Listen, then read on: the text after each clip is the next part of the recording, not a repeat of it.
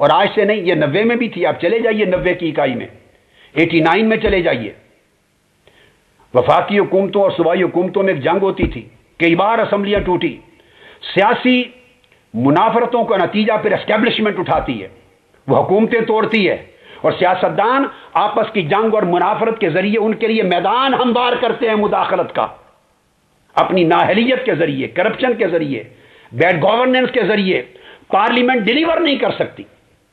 اب آج کی پارلیمنٹ سے پوچھیں کہ موجودہ پارلیمنٹ جس کو 3-4 سال ہو گئے، فیڈرل بھی اور میں بات کر رہا ہوں اسمبلیز پروونشل بھی، انہوں نے اس قوم کو کیا دیا ہے؟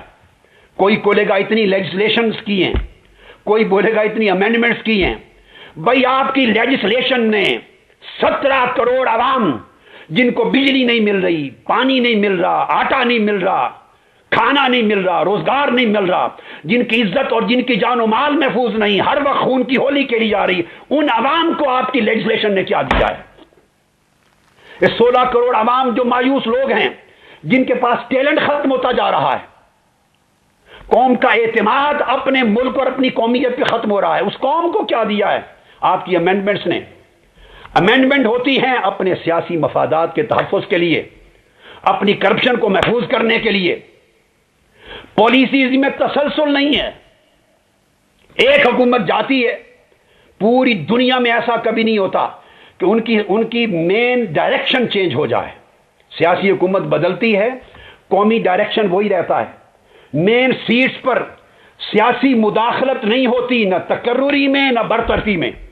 مگر پاکستان میں قومی سطح کے ادارے کی ایک سیٹ ایسی نہیں ہے جو پچھلے 20-30 سال کی ہسٹری میں آپ کے سامنے رکھ رہا ہوں کہ حکومت بدلتے ہی جس کے سربراہ بدل نہ جاتے ہوں.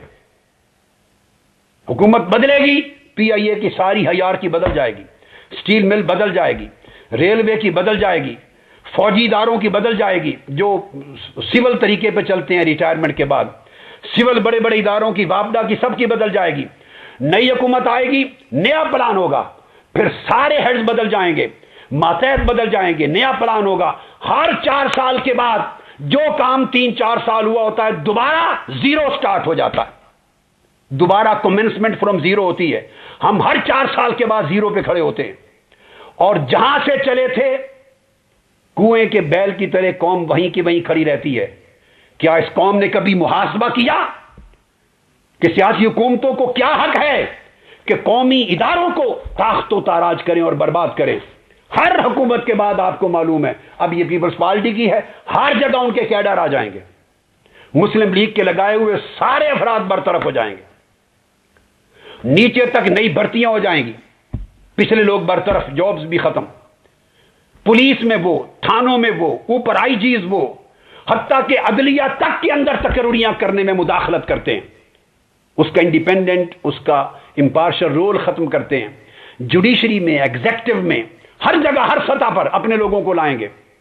پھر مسلم لیگ آ جائے گی یا دوسری کوئی اور جماعت آ جائے گی، سارے کیڈرز ختم، نئے سرے سے تقرریاں، نئے افسران، الیکشن کمیشن کے ہیڈ نئے، اکاؤنٹیبلٹی کورٹس کے ہیڈ نئے، تمام قومی اداروں کے، نیشنل بینک کے ہیڈ نئے، اسٹیٹ بینک کے ہیڈ نئے، الغرض ریونیو ڈپارٹمنٹ کے، جس ڈپارٹمنٹ میں جائیں سارے چینج ہو جائیں گے.